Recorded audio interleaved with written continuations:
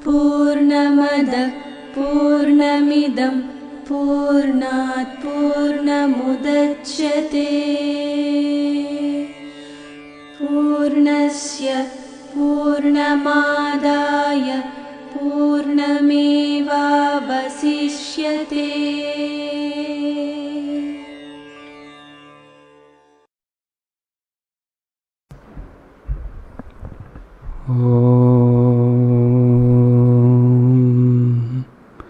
व्यासाय विष्णुरूपाय व्यासरूपाय विष्णवे नमो वै ब्रह्मनिधये वासिष्ठाय नमो नमः। नमो नमः नमो नमः।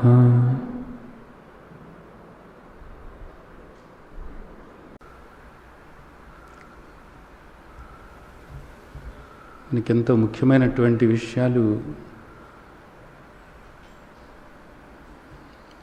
శ్రీమద్ భగవద్గీతలో మనం అవగాహన చేసుకోవటానికి వీలవుతుంది.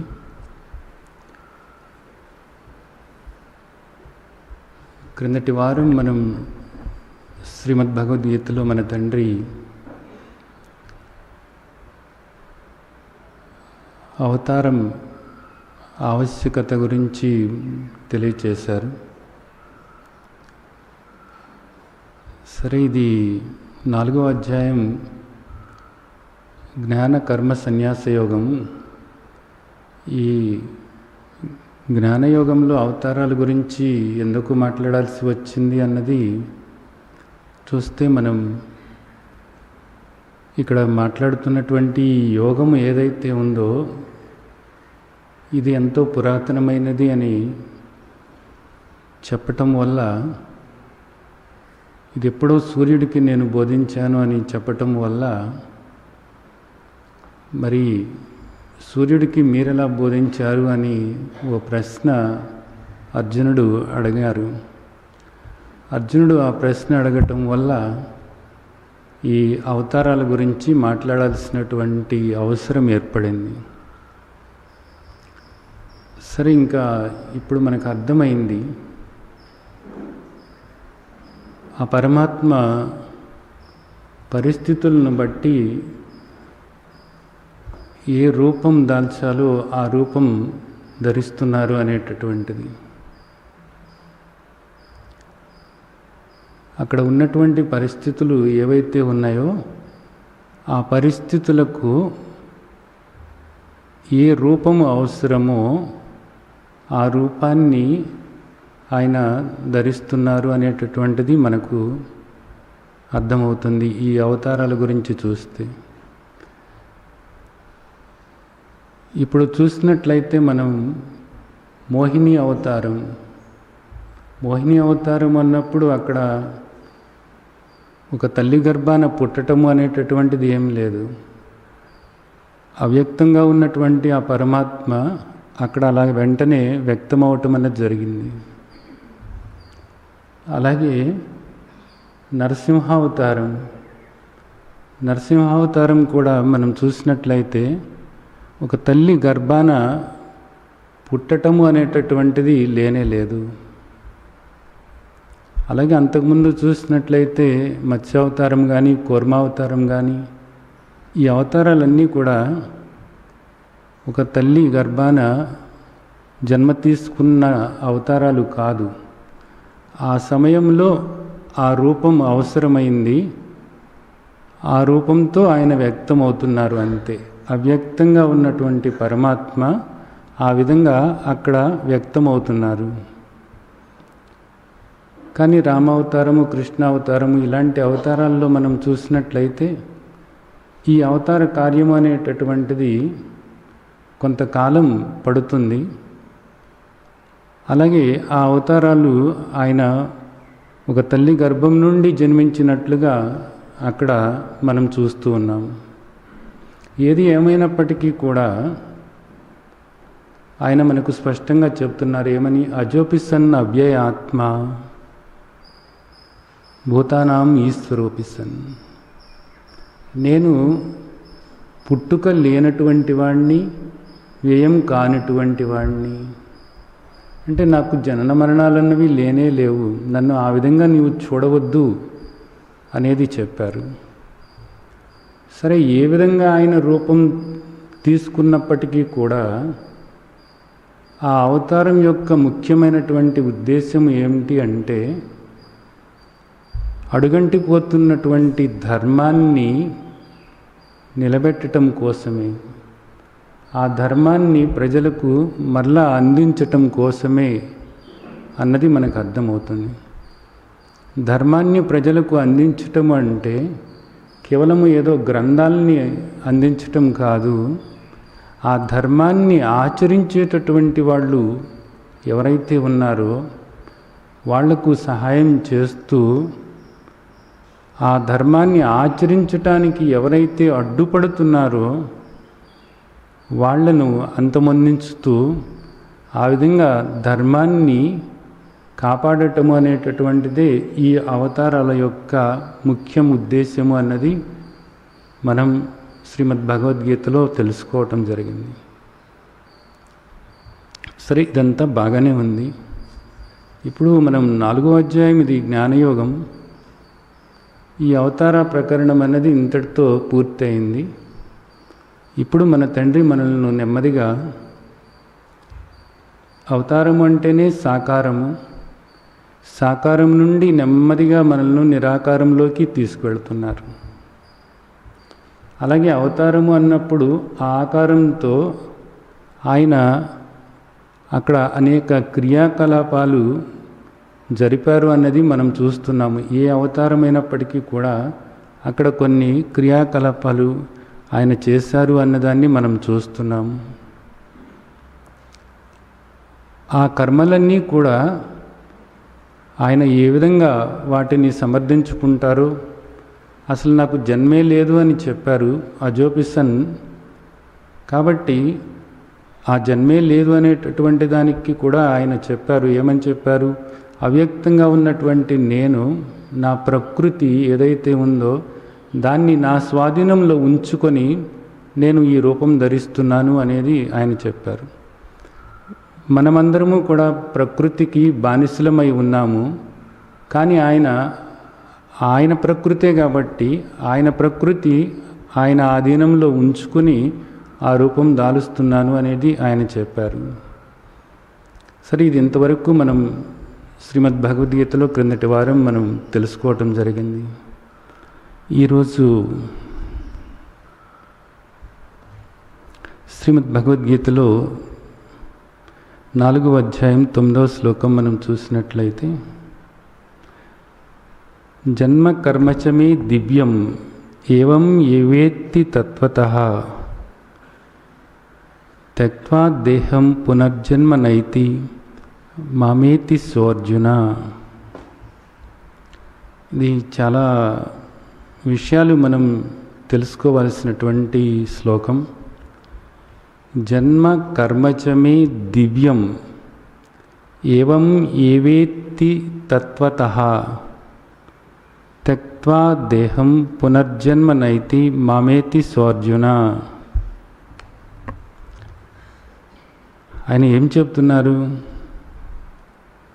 నా జన్మ, నేను చేసేటటువంటి ఈ కర్మలు ఇవన్నీ కూడా దివ్యమైనటువంటివి.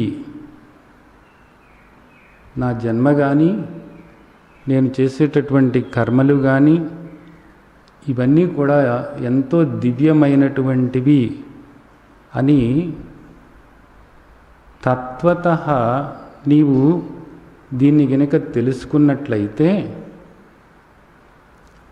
ఇంకా ఈ దేహం రాలిపోయిన తరువాత ఇంకా నీవు మళ్ళా జన్మ తీసుకోవు, నాతో ఏకమైపోతావు అన్నారు. ఈ శ్లోకం చూస్తే మనకు కొంచెం ఆశ్చర్యం కలుగుతూ ఉంటుంది. ఆయన జన్మ అలాగే ఆయన చేసే కర్మలు కూడా దివ్యమైనటువంటివి. భగవంతుడు ఆ తండ్రి జన్మ దివ్యమైనటువంటిది. ఎందుకంటే ఆయన చెప్పారు, నా ప్రకృతిని నేను నా అధీనంలో ఉంచుకొని నేను వ్యక్తమవుతాను, ఈ రూపాన్ని నేను ధరిస్తున్నాను, మీకైతే ఆ అవకాశం లేదు, మీకు ఈ దేహాలు ఇవ్వబడుతున్నాయి, కానీ నేను మాత్రం నాకు ఆ పరిస్థితిని బట్టి ఏ దేహం కావాలో ఆ దేహాన్ని నేను ధరిస్తున్నాను. ఆ దేహాన్ని నేను ఆ విధంగా నా ప్రకృతి, నా ఆధీనంలో ఉన్న ప్రకృతితో ఆ దేహాన్ని నేను ధరిస్తున్నాను అంటున్నారు. సరే, అందుకని చెప్పేసి ఆయన జన్మ అనేది దివ్యమైనటువంటిది. ఆయన కర్మ కూడా దివ్యమైనటువంటి కర్మే. అది ఆయన కర్మలన్నీ కూడా ఆయన కోసం చేయటం లేదు, లోకం కోసం చేస్తున్నారు. లోకాన్ని సరైనటువంటి మార్గంలో నడపటం కోసం చేస్తున్నారు. అడుగంటిపోతున్నటువంటి ధర్మాన్ని మరలా పునఃప్రతిష్ఠ చేయటానికి ఆయన దేహం తీసుకున్నారు. ఆయన జన్మ జ్ఞానంతో కూడి ఉంది, మన జన్మలు అజ్ఞానంతో కూడి ఉన్నాయి. మన జన్మలు ప్రారబ్ధాన్ని అనుభవించటానికి ఇక్కడ కాస్త ప్రయత్నం చేసుకోవటానికి ఉన్నాయి. అంత తేడా ఉంది ఇక్కడ. కాబట్టి ఆయన చేసేటటువంటి ఆ కర్మ ఏదైతే ఉందో ఆ కర్మ కూడా దివ్యమైనటువంటిది. ఏవం ఏవేత్తి తత్వతః త్యక్త్వా దేహం పునర్జన్మ నైతి. ఇది గినక నువ్వు తెలుసుకున్నట్లయితే ఆయన జన్మ, ఆయన కర్మ దివ్యమైనటువంటివి అనేది నీవు తెలుసుకున్నట్లయితే ఇంకా ఈ దేహం వదిలిన తర్వాత నీకు మరలా జన్మ రాదు, పునర్జన్మ అనేటటువంటిది లేదు అన్నది ఇక్కడ చెప్తున్నారు. ఆయన చేసే కర్మలు దివ్యమైనవి, ఆయన జన్మ దివ్యమైనది అని మనం తెలుసుకుంటే మనకు జన్మ రాకుండా ఉంటుందట. ఇది చాలా ఆలోచించాల్సినటువంటి విషయం, లోతుగా అర్థం చేసుకోవాల్సినటువంటి విషయం కూడా ఇక్కడ బాగా లోతుగా అర్థం చేసుకోవాల్సినటువంటి విషయం కూడా ఈ శ్లోకంలో ఉంది. ఇప్పుడు దీని గురించి మనం మాట్లాడుకోవటానికి ముందు కొన్ని విషయాలు మనం మాట్లాడుకోవాల్సి ఉంది. ఉపనిషత్తులు మనం చూసినట్లయితే మహర్షులు ఏమని చెబుతున్నారు అంటే, ఒక అద్భుతమైనటువంటి పదం ముండకోపనిషత్తులో ఉంది. బ్రహ్మవిత్ బ్రహ్మైవ భవతి అంటే బ్రహ్మాన్ని తెలుసుకున్నవాడు బ్రహ్మమే అవుతున్నాడు అనేది. అంటే పరమాత్మ గురించి తెలుసుకున్నవాడు పరమాత్మే అవుతున్నాడు అన్నది. ఇది ఉపనిషత్తులో చెప్పినటువంటి విషయం. బ్రహ్మవిద్ బ్రహ్మైవ భవతి అంటే బ్రహ్మం గురించి, అంటే పరమాత్మ గురించి తెలుసుకున్నటువంటి వాడు పరమాత్మే అవుతున్నాడు. ఇక్కడ అవుతున్నాడు అన్న మాటకు ఏమిటి అర్థం అసలు? ఒకళ్ళ గురించి తెలుసుకుంటే మనం అలాగా ఎలా అవుతాం? అది ఎలా సాధ్యమవుతుంది? ఇది సాధ్యం కాని విషయమే. కానీ ఆ విధంగానే చెప్పారు. ఆ విధంగా చెప్పారు అంటే దానిలో లోతేమిటి అన్నదాన్ని మనం ఆలోచించాల్సి ఉంటుంది. పరమాత్మ గురించి తెలుసుకున్నవాడు పరమాత్మే అవుతాడు అన్న మాట, ఇది నిజానికి మనం ఎలా అర్థం చేసుకోవాల్సి ఉంది? అవుతాడు అంటే ఇది ఎలా అవుతాడు? పరమాత్మ గురించి తెలుసుకున్నావు అనుకో, నువ్వు పరమాత్మ ఎలా అవుతావు? అది ఎలా సాధ్యమవుతుంది అని మనం ఆలోచించినట్లయితే దానికి సమాధానం ఏం చెబుతున్నారు అంటే, అవ్వటం కాదు కొత్తగా, అంతకుముందు నువ్వు పరమాత్మే అయి ఉన్నావు. అంతకుముందు నువ్వు పరమాత్మే అయి ఉన్నావు. ఇప్పుడు నువ్వు పరమాత్మ గురించి తెలుసుకుంటే, ఓహో నేను పరమాత్మేనా అన్నది నీకు అర్థమవుతుంది. అంతకుముందు అయి ఉంటేనే నీవు తెలుసుకోవటం వల్ల ఓహో నేను పరమాత్మేనా అన్నది నీవు గ్రహించగలుగుతావు. అంతేగాని పరమాత్మ గురించి తెలుసుకుంటే నువ్వు పరమాత్మ అవ్వటం అన్నది కాదు, అప్పుడు కొత్తగా అవ్వటం అన్నది కాదు. ఇది బాగా గుర్తుంచుకోవాల్సిన విషయం. అప్పుడు కొత్తగా నువ్వు పరమాత్మ అవ్వటం కాదు. పరమాత్మ గురించి నేను తెలుసుకుంటాను, ఉపనిషత్తులన్నీ చదువుతాను, పరమాత్మ అట్టివాడు ఇట్టివాడు అని చెప్పేసి నువ్వు ఎన్ని తెలుసుకున్నప్పటికీ కూడా నీవు గినక ముందు పరమాత్మ కాకపోయినట్లయితే, ముందే పరమాత్మ కాకపోయినట్లయితే నువ్వు ఎప్పటికీ నువ్వు పరమాత్మ కానే కావు. నీవు ఈ దేహమే అయినట్లయితే ఈ దేహం ఎప్పుడూ కూడా పరమాత్మ కానే కాదు. అంటే మరి ఏంటిది ఇక్కడ? ఈ దేహం కాకుండా నువ్వు దేహంలో ఉన్నటువంటి దేహివి అన్నది మనకు 2వ అధ్యాయంలో మన తండ్రి చెప్పారు. అంటే నీవు ఆత్మస్వరూపానివి, కానీ ఇది నీకు తెలవటం లేదు. పరమాత్మ గురించి నువ్వు తెలుసుకున్నట్లయితే, అలాగే పరమాత్మ గురించి తెలుసుకోవటం అంటే ఇక్కడ మళ్ళీ మనం కొంత ఆలోచించాల్సినటువంటిది ఉంది. పరమాత్మ గురించి ఏం తెలుసుకున్నాము? పరమాత్మ సర్వవ్యాపకము అని తెలుసుకుంటున్నాము. ఎవరైనా సరే పరమాత్మ గురించి చెప్పండి అంటే పరమాత్మ సర్వవ్యాపకము, పరమాత్మ సర్వజ్ఞుడు, పరమాత్మ కాక మరి ఏది లేదు, సర్వము కూడా పరమాత్మే, ఇందుగలడు అందులేడను సందేహం వలదు, ఎందెందు వెతికి చూసినా అందందే కలడు, పరమాత్మ కానిది మరి ఏది లేదు ఇక్కడ. ఇది ఎవరైనా చెప్తారు. అంటే ఇక్కడ మనం ఒక విషయాన్ని అర్థం చేసుకోవాలి. సర్వవ్యాపకము అంటే ఏమిటి దాని అర్థం?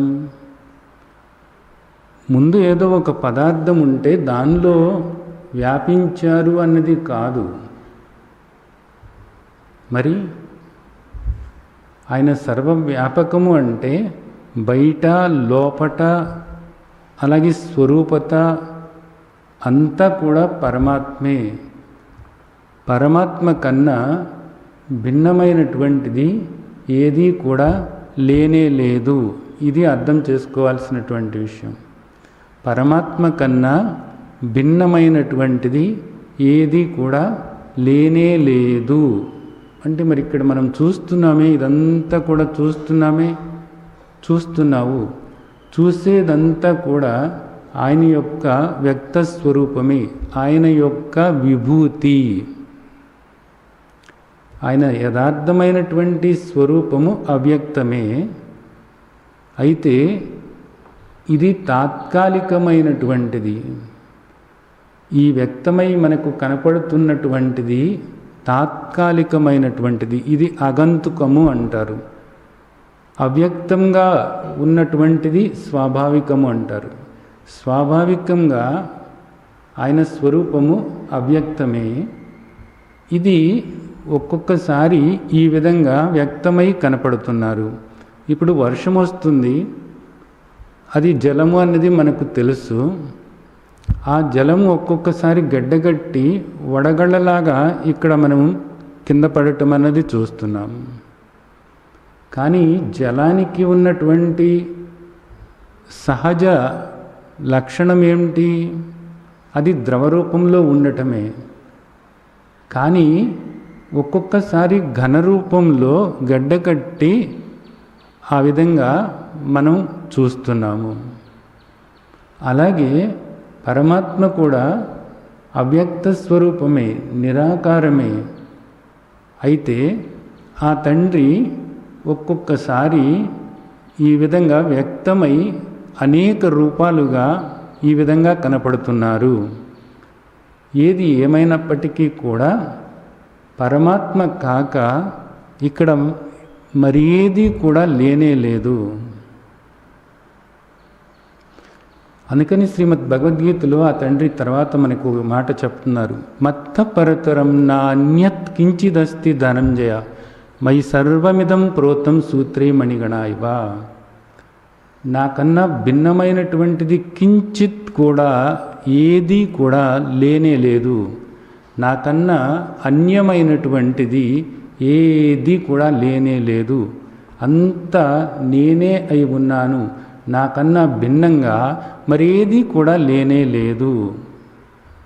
ఇది ఆయన చెప్తున్నారు.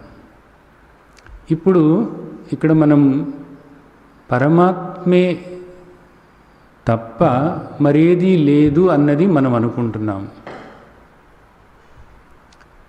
ఇది బాగా స్థిరపరచుకోవాలి ముందు. పరమాత్మ కాక మరేదీ లేదు అంటే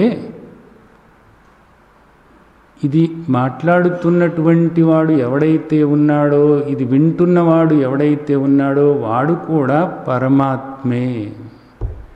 ఇది అర్థం చేసుకోవాల్సినటువంటి విషయం. పరమాత్మ కాక ఏదీ లేదు అన్నప్పుడు, అంతా పరమాత్మగా చూడాలి అన్నప్పుడు, నేను కాక మిగిలినంతా పరమాత్మగా చూస్తాను అని ఎవరైనా అనుకున్నాడు అంటే అది పిచ్చితనమే అవుతుంది. ఎందుకని? తను కూడా పరమాత్మలో భాగమే కాబట్టి, తాను కూడా పరమాత్మలో భాగమే కాబట్టి. ఇది బాగా అర్థం చేసుకోండి. తాను కూడా పరమాత్మలో ఒక భాగమే కాబట్టి పరమాత్మను వేరుగా చూడటం అన్నది సాధ్యం కాదు.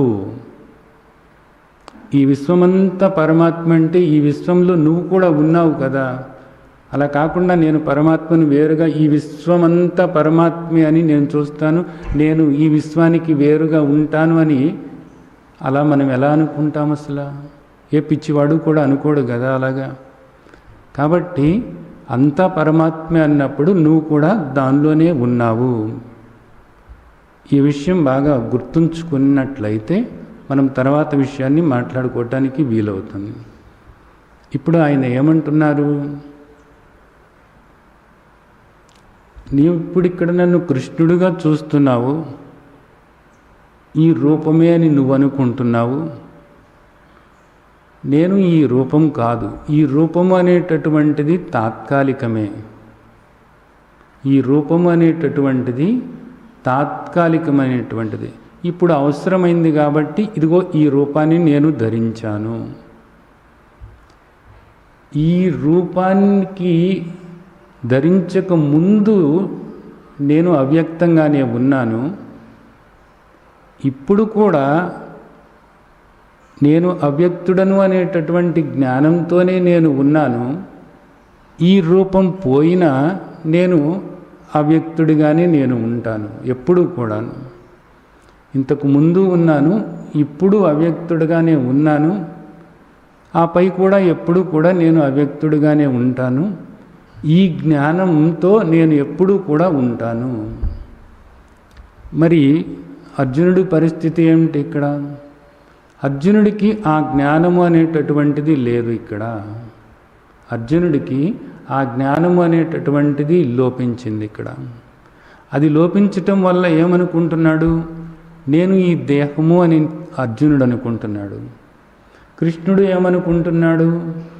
నేను ఈ దేహం కాదు, నేను ఆత్మస్వరూపాన్ని, నేను పరమాత్మను, నేను నిరాకారమై ఉన్నాను, నేను నిరంజనమై ఉన్నాను, నేను నిర్మలమై ఉన్నాను, నేను అనంతమై ఉన్నాను, నేను అల్పుడను కాదు, నేను జనన మరణాలకు అతీతమైనటువంటి శాశ్వతమైనటువంటి ఆత్మస్వరూపమై ఉన్నాను, ఆనందస్వరూపమై ఉన్నాను.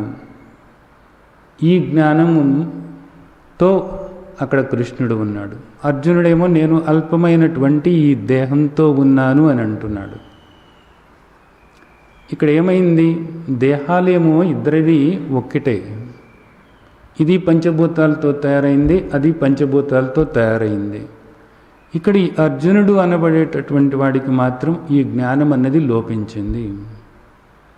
అక్కడ కృష్ణుడికి మాత్రం ఆ జ్ఞానం అన్నది ఉన్నది, ఎప్పుడూ కూడా జ్ఞానం అన్నది ఉంది. ఇప్పుడు ఆయన ఏమంటున్నాడు? అసలు నాకన్నా భిన్నమైనటువంటిది ఏదీ లేదు అంటున్నాడు. నేను సర్వవ్యాపకమై ఉన్నాను అంటున్నాడు. నేను అనంతంగా ఉన్నాను అంటున్నాడు. ఇప్పుడు ఇక్కడ మనం ఒకటి అర్థం చేసుకోవాలి. అనంతంగా ఉన్నాను అంటే ఆయన గురించి మనం తెలుసుకోవాలి అని అనుకున్నామనుకో, ఆయన గురించి మనం తెలుసుకోవాలి అన్నప్పుడు రెండు విషయాలు మనకు అక్కడ అర్థమవుతున్నాయి. వ్యక్తమయ్యేటటువంటి రూపంగా ఉన్న వ్యక్తమయ్యేటటువంటి ఆకారం ఒకటి, అవ్యక్తంగా ఉన్నటువంటి ఆత్మ, ఈ రెండు అక్కడ మనం అర్థం చేసుకుంటున్నాము. ఇప్పుడు ఆ భగవంతుడి గురించి లేదా పరమాత్మ గురించి లేదా ఆ బ్రహ్మం గురించి మనం తెలుసుకోవాలి అంటే ఇక్కడ మనం ఒక ఉదాహరణ మాట్లాడుకుందాం. భూసార పరీక్ష చేసేవాళ్ళు ఏం చేస్తారంటే ఒక చిన్న సంచి తీసుకొచ్చి అక్కడ ఒక చిన్న గొయ్యి తవ్వి ఆ గోతిలోంచి ఆ మట్టి తీసుకెళ్ళి పరీక్ష చేస్తారు. అలాగే ఒక మట్టి గుట్టలో నుంచి మనం ఒక గుప్పెడు మట్టి తీసుకొని ఆ మట్టి పరీక్ష చేస్తాం. అంతేకాని ఆ మొత్తం భూమి అంతా తవ్వేసి ఎవరు పరీక్ష చేయరు, లేదా ఆ మట్టి గుట్ట అంతా తీసుకువెళ్ళి ఎవరు కూడా పరీక్ష చేయరు. ఇది మీకు బాగా అర్థమైనటువంటి విషయం. అలాగే ఇక్కడ కూడా మీరు పరమాత్మ గురించి తెలుసుకోవాలి అని అంటే మంచి విషయమే. పరమాత్మ గురించి తెలుసుకోవాలి అని మీరు ప్రయత్నం చేస్తే ఏమవుతుంది? మిమ్మల్ని మీరు తెలుసుకున్నట్లే అవుతుంది. ఎందుకని? పరమాత్మలో భాగం మీరు కాబట్టి. ఒక పిడికెడు మట్టి తీసుకుని పరీక్ష చేస్తే ఆ గుట్ట అంతా కూడా ఈ పిడికెడు మట్టిలో ఏమేమి ఉన్నాయో ఆ గుట్టలో అన్నీ అలాగే ఉంటాయి అన్నది.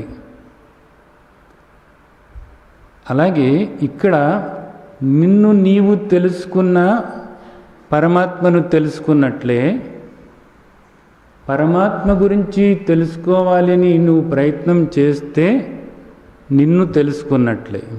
ఎందుకని? ఈ మొత్తము కూడా పరమాత్మే అయి ఉన్నారు. నీవు పరమాత్మకు వేరుగా లేవు. నీవు పరమాత్మకు వేరుగా లేవు కాబట్టి పరమాత్మ గురించి నీవు తెలుసుకుంటే నిన్ను నీవు తెలుసుకున్నట్లే అవుతుంది. యథార్థమైనటువంటి నిన్ను నీవు తెలుసుకున్నట్లు అవుతుంది. ఇక్కడ మనకు ఆ విధంగా మనల్ని వెళ్ళమంటున్నారు ఇక్కడ ఈ శ్లోకంలో. అలా కాకుండా ఇంకొక పద్ధతిలో కూడా నువ్వు వెళ్ళవచ్చు. ఇందాక మనం ఒక గుప్పెడు మట్టి తీసుకుని పరీక్ష చేస్తే ఆ గుట్టలో ఉన్నటువంటి మట్టినంతా పరీక్ష చేసినట్లు ఏ విధంగా అనుకున్నామో, అలాగే ఇప్పుడు అసలు నేనెవరిని, నేను ఈ దేహమేనా, ఈ దేహానికి భిన్నంగా ఉన్నానా అని నీ వైపు నువ్వు తిరిగి నీ గురించి ఆలోచించుకుంటూ ఉంటే చివరికి వచ్చే సమాధానం ఏమిటి? పరమాత్మ కన్నా నీవు భిన్నంగా లేవు అన్నది నీకు తెలుస్తుంది. అటువైపు నుండి వచ్చిన అంత ఆయనే, అంత పరమాత్మే అని పరమాత్మను తెలుసుకున్నా నీవు పరమాత్మవే అన్నది నీకు తెలుస్తుంది. లేదా నీ గురించి నువ్వు ఆలోచించుకున్న నీవు పరమాత్మవే అన్నది తెలుస్తుంది. ఎందుకంటే పరమాత్మ కన్నా భిన్నమైనటువంటిది ఏమీ లేనప్పుడు నువ్వు వేరుగా ఏ విధంగా ఉంటావు? కాబట్టి ఇక్కడ ఏమంటున్నారు అంటే జన్మ కర్మశమే దివ్యం ఏవం ఏవేత్తి తత్వతః అన్నారు. ఇక్కడ రెండు మాటలు ఇక్కడ దీనిలో ఉన్నాయి. దివ్యం అన్న మాట ఒకటి వాడారు, అలాగే తత్వతః అన్న మాట ఒకటి వాడారు. దివ్యం అంటే ఏంటి అంటే ప్రకాశము. దివ్యతే ఇతి దేవా అన్నారు. ఏది స్పష్టంగా వెలిగిపోతుందో, ఏది ఎంతో ప్రకాశవంతంగా ఉందో అది దేవత అనబడుతుంది, అది దివ్యము అనబడుతుంది. ఇక్కడ ఈయన జన్మలు, ఆ తర్వాత ఈయన కర్మ, ఇవన్నీ కూడా దివ్యము అన్నమాట మాట్లాడారు. అంటే ఏంటి? ఇవి ప్రకాశము. ఏది ప్రకాశము అనబడుతుంది? జ్ఞానము ఒక్కటే ప్రకాశము అనబడుతుంది. జ్యోతి అన్న, ప్రకాశము అన్న, జ్ఞానము అన్న ఒకటే అర్థం. ఇప్పుడు మనం ఎట్లా తీసుకోవాలి? తత్వతః అర్థం చేసుకోవాలి. ఇప్పుడు ఇక్కడ కృష్ణుడు కనపడుతున్నాడు. ఇక్కడ ఆయన్ని కేవలము మనం దేహంగా చూడమని కాదు ఆయన చెబుతున్నది. అర్జునుడితో ఏం చెబుతున్నారు? నా జన్మ కర్మ దివ్యమైనటువంటివి అంటున్నారు. దివ్యం అన్న మాటకి ఇప్పుడు అర్థం ఏమిటి? జ్ఞానము అన్నమాట. అంటే ఇప్పుడు జ్ఞాన దృష్టితో అర్థం చేసుకోమంటున్నారు ఇక్కడ. దివ్యము అంటే ప్రకాశము, ప్రకాశము అంటే జ్ఞానము. జ్ఞాన దృష్టితో నీవు దీన్ని అర్థం చేసుకోవాలి. ఇప్పుడు నీకు ఈ తత్వం ఏమిటి అన్న దాని గురించి అవగాహన ఏర్పరచుకోవాల్సి ఉంది. తత్వం ఏమిటి? ఈ కనపడేటటువంటి దేహం ఏదైతే ఉందో ఇది పంచభూతాలతో కూడినటువంటిది. మనస్సు, బుద్ధి, అహంకారము, పంచభూతాలు ఇవన్నీ కలిసి అపర ప్రకృతి అనబడుతున్నాయి. తర్వాత మనకు శ్రీమద్ భగవద్గీతలో చెప్తున్నారు. ఈ దేహానికి భిన్నంగా ఆత్మస్వరూపము అవ్యక్తమై ఉంది. ఆత్మస్వరూపము అవ్యక్తమై ఉంది. ఇప్పుడు అర్జునుడు ఒకటి అర్థం చేసుకోవాలి. ఏది అర్థం చేసుకోవాలి? ఆ దేహము నా దేహము ఒకలాంటివే, కానీ ఆ దేహానికి భిన్నంగా ఉన్నాను అనేటటువంటి జ్ఞానమేమో ఆయనకుంది కృష్ణుడికి, ఆ జ్ఞానమేమో నాకు లేదు. ఆ జ్ఞానం ఏదైతే ఉందో అదే కృష్ణుని యొక్క స్వరూపము. ఆ జ్ఞానమే నా యొక్క స్వరూపము కూడా. ఎందుకని? అంతా పరమాత్మే అన్నప్పుడు నేను కూడా దానిలో భాగమే కాబట్టి, అప్పుడు వ్యక్తమయ్యేటటువంటిది ఈ విధంగా ఈ దేహము, అవ్యక్తంగా ఉన్నటువంటి జ్ఞానస్వరూపము ఆత్మ. ఇప్పుడు అంతా పరమాత్మే కాబట్టి నేను కూడా ఆ పరమాత్మే కాబట్టి ఇక్కడ కూడా నాకు కూడా రెండున్నాయి. ఏమిటి రెండున్నాయి? ఒకటి వ్యక్తమయ్యేటటువంటి ఈ దేహము, ఈ దేహాన్ని గమనిస్తున్నటువంటి దీనికి ద్రష్టగా ఉన్నటువంటి జ్ఞానం, అది నేనై ఉన్నాను. ఆ గమనిక నేనై ఉన్నాను. ఆ గమనిక ఈ దేహానికి సంబంధమైనటువంటిది కాదు, ఈ దేహంలోని భాగము కాదు. ఈ దేహం పోతే పోయేటటువంటిది కాదు. ఈ దేహానికి పూర్తిగా భిన్నంగా నేను జ్ఞానస్వరూపమై ఆత్మస్వరూపమై ఉన్నాను. ఎప్పుడైతే నేను ఈ దేహం కాదు అని అనుకున్నానో, ఈ దేహానికి అతీతంగా నేను వ్యాపకమై ఉన్నాను. నేను పరిమితుడను కాదు, నేను అపరిమితుడనై ఉన్నాను. నేను ఆకారంతో ఉన్నవాడిని కాదు, నేను నిరాకారమై ఉన్నాను. ఇప్పుడు ఇది తెలుసుకోవటానికి అవకాశం ఇక్కడ ఏర్పడుతుందన్నమాట. ఇప్పుడు ఈ విధంగా నువ్వు తెలుసుకున్నట్లయితే ఏమైంది? అప్పుడు ఈ దేహం పోతే పోతుంది. ఆ దేహమే నువ్వు కానప్పుడు నీవు చనిపోయేవాడివి కాదు. ఎప్పుడైతే నీవు దేహం కాదు నేను అని నువ్వు తెలుసుకున్నావో, ఎందుకని? కృష్ణుడు నేను దేహం కాదు అంటున్నాడు. మరి అంతా పరమాత్మే అన్నప్పుడు నువ్వు కూడా అలాగే అయిపోతున్నావు. ఆయనేమో తెలుసుకున్నాడు, నువ్వేమో తెలుసుకోలేదు. ఇదే ఒక్కటే తేడా, గుర్తుంచుకోండి. అందుకనే ఇందాక మనం చెప్పుకున్నాం ఏమని? బ్రహ్మవిద్ బ్రహ్మైవ భవతి, బ్రహ్మవిద్ బ్రహ్మైవ భవతి. అంటే నేను ఆత్మను, నేను పరమాత్మను అని ఎవరైతే తెలుసుకుంటారో వాళ్ళు అదైపోయారు అన్నారు. అదైపోవటం కాదు, ఇప్పుడు తెలుసుకుంటాం అంతే, తెలుసుకోవటము. ఇప్పుడు ఎవరైతే తెలుసుకున్నారో వాళ్ళు ఈ జనన మరణ చక్రం నుంచి బయటపడుతున్నారు. మరి ఇప్పుడు కృష్ణుడు ఏమన్నాడు? జన్మ కర్మశమే దివ్యం అన్నారు. దివ్యం అంటే ఏంటి? అవి జ్ఞానంతో కూడి ఉన్నాయి. నా జన్మ, నా కర్మలు జ్ఞానంతో కూడి ఉన్నాయి. ఏంటి జ్ఞానంతో కూడి ఉండటం అంటే ఏంటి? ఈ దేహం ఈ పని చేస్తున్నప్పుడు అది నేను కాదు, ఈ దేహం ఆ పని చేస్తుంది అని ఆ జ్ఞానంతో నేను ఉంటున్నాను.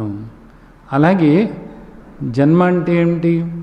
ఈ దేహం ఏదో పుట్టినట్లుగా వీళ్లకు కనపడుతుంది, కానీ ఇది పుట్టేది కాదు, మరణించేది కాదు, ఎప్పుడు ఉండేది ఏదో అదే ఉంది. దీనికి అతీతంగా నేనెప్పుడు అసలు జన్మ మరణాలకు గురయ్యేవాడిని కాదు. ఈ దేహం తాత్కాలికంగా రూపం దిద్దుకుంది.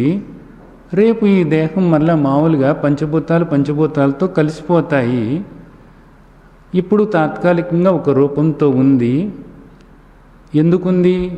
ఇప్పుడు ఈ రూపం అవసరం కాబట్టి ఆ రూపం అలా ఉంది. దాని అవసరం తీరిపోయిన తర్వాత అది మళ్ళీ పంచభూతాలతో కలిసిపోతుంది. దీనికి పూర్తిగా భిన్నంగా నేను ఆత్మనై ఉన్నాను. ఇది దివ్యము అంటే.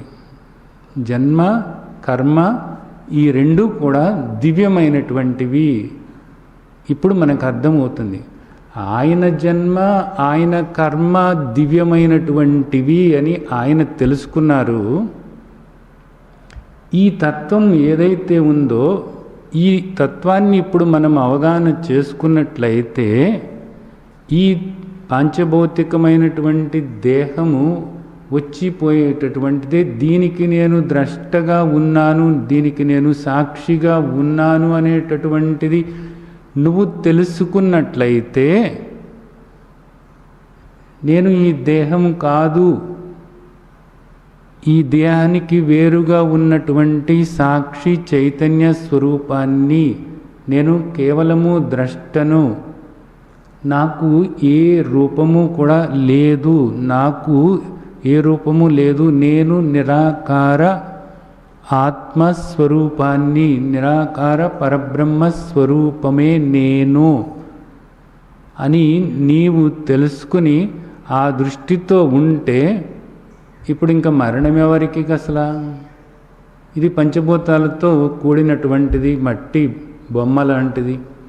ఇది శిథిలమై దేంతో అది కలిసిపోతుంది.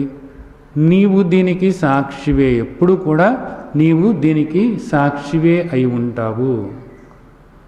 అది ఇక్కడ మనకు చెబుతున్నటువంటి విషయం. ఏమంటున్నారు?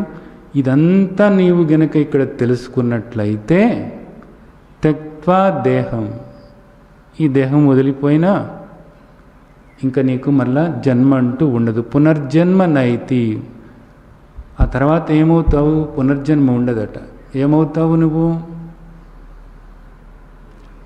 మామీతి స్వర్జున, నాతో ఏకమవుతావు అన్న మాట కాదు ఇది. నాతో ఏకమవుతావు అన్నది కాదు. ఇప్పుడు కృష్ణుడు చెప్తున్నాడు, ఏమని చెప్తున్నాడు?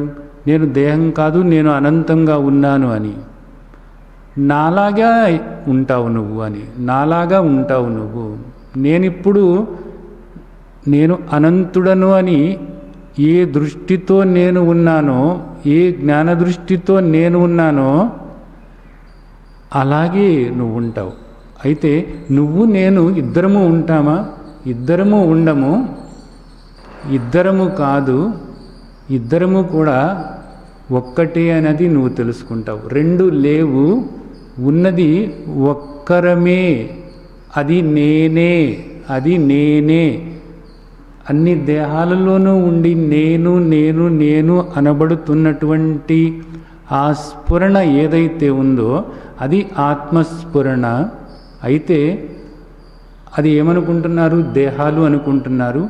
దేహం కాదు అని తెలుసుకుంటే, తత్వతః తెలుసుకుంటే ఉన్నది ఒకే నిరాకార ఆత్మస్వరూపము, ఒకే పరమాత్మ. వేరు వేరు ఆత్మలు కాదు, ఉన్నది ఒకే ఒక్క పరమాత్మ అన్నదాన్ని నువ్వు తెలుసుకుంటావు అనేటటువంటిది ఇక్కడ చెప్తున్నారన్నమాట. ఇంకా నీకు జన్మ ఉండదు, నేనైపోతావు అన్నమాట. మామీతి స్వార్జున, నేనైపోతావు. ఇది తెలుసుకుంటే నీవు నేనైపోతావు. అప్పుడు నేను నీవు అన్నది ఉండనే ఉండదు. ఇది చాలా ముఖ్యమైనటువంటి శ్లోకం అన్నమాట. ఇక్కడ బాగా అర్థం చేసుకోవాల్సింది ఏంటంటే ఒక 2 మాటలు దీనిలో ఉన్నాయి. భగవంతుడి గురించి తెలుసుకోవాలి, భగవద్ దర్శనం పొందాలి అంటారు. కొంతమంది అలాగా మాట్లాడుతూ ఉంటారు. కొంతమంది ఏమంటారంటే నన్ను నేను తెలుసుకోవాలి అంటారు. నిన్ను నువ్వు తెలుసుకో అంటారు కదా, అందుకని నన్ను నేను తెలుసుకోవాలి అంటారు. నన్ను నేను తెలుసుకోవాలి అని ప్రయత్నం చేస్తూ ఉండేటటువంటి వాళ్ళు కొందరైతే, భగవంతుడిని దర్శించాలి, భగవంతుడిని తెలుసుకోవాలి అని ప్రయత్నం చేసేవాళ్ళు కొంతమంది. సరే, ఇక్కడ ఒక గమ్మత్తైన విషయం ఏంటంటే, నన్ను నేను తెలుసుకున్నాను కానీ భగవంతుడి గురించి నేను ఇంకా తెలుసుకోలేదు అని ఎవరన్నా అంటున్నారు అంటే దాని అర్థం ఏమిటి? నిన్ను నువ్వు తెలుసుకోలేదు అన్నమాట. ఎందుకని ఇందాక చెప్పుకున్నావు, ఒక మట్టి గుట్ట ఇక్కడ పోసి ఉంది. పోసి ఉన్నప్పుడు ఒక గుప్పెడు మట్టి తీసుకొని దాన్ని పరీక్ష చేస్తే మట్టి గుట్ట అంతా కూడా దానిలో ఏముంది అనేది తెలుస్తుంది. ఈ గుప్పెడు మట్టిలో ఏముందో ఆ మట్టి గుట్టలో అదే ఉంది అనేది తెలుస్తుంది. అంటే ఆ గుట్టలో ఉన్న మట్టి, ఈ గుప్పెట్లో ఉన్న మట్టి వేరు కాదు. దానిలో ఏదుందో దీనిలోనూ అదే ఉంది, దీనిలో ఏదుందో దానిలోనూ అదే ఉంది అని తెలుస్తుంది. దాన్ని తెలుసుకోవటమన్నా దీన్ని తెలుసుకోవటమన్నా ఒక్కటే అనేది మనకు అర్థమవుతున్నప్పుడు, నన్ను నేను తెలుసుకున్నాను ఆత్మనని, కానీ నాకు పరమాత్మ దర్శనం అవ్వలేదు, భగవద్ దర్శనం నాకు కాలేదు అని ఎవరన్నా చెప్తున్నారు అంటే దాని అర్థం ఏమిటి? తన్ను తాను సరిగ్గా తెలుసుకోలేదు. మరి తెలుసుకున్నాను అంటున్నారే, నేను దేహం కాదు నేను ఆత్మను అనుకుంటూ అలాగా ఈ దేహం వేరుగా ఉంది అని అనుకుంటూ శాంతి పొందుతూ ఉన్నారు. కానీ